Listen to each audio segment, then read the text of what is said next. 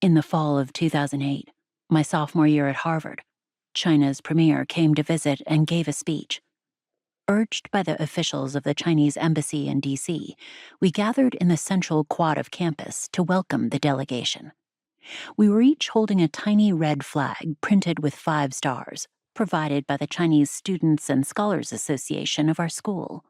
Most of us felt obligated to join the welcoming crowd, because the delegates, even though we disliked them as officials, were from our motherland. There were more than 400 of us, all dressed formally. Young men were in suits and ties and leather shoes, and women in colorful clothes, since the official instructions had urged us to treat the premier's visit as a festive occasion. I was wearing a long floral dress with a cloth belt cinched around my waist. Some in the crowd were from MIT, Boston University, Tufts, Brandeis, UMass. Although for attending the premier's speech in the auditorium, one had to have a ticket, which was not given to regular students like me. But I wasn't that interested anyway. I had too much schoolwork to do.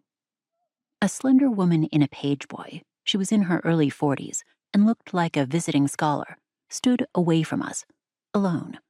She raised a placard that declared, "We won't forget the Tiananmen Square massacre." The massacre, if there'd been one, had taken place almost 2 decades before, and I was amazed that the woman was still bent on making a protest about it today.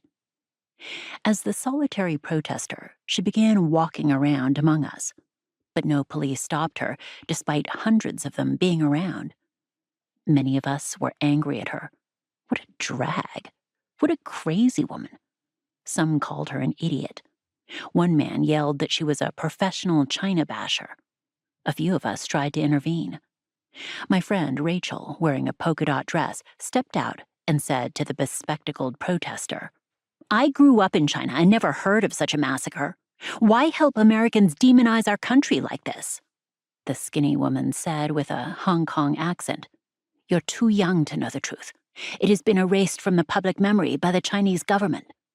Joe Ma, Rachel's boyfriend, pitched in.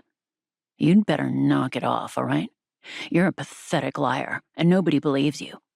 I lived in Beijing for many years and never heard of the Tiananmen Square massacre. Look around, see who believes you and your nonsense. I won't just forget what happened, and I want to tell the truth. I was there and saw the killings with my own eyes. I was stained with the blood from a young boy who was killed in Tiananmen Square.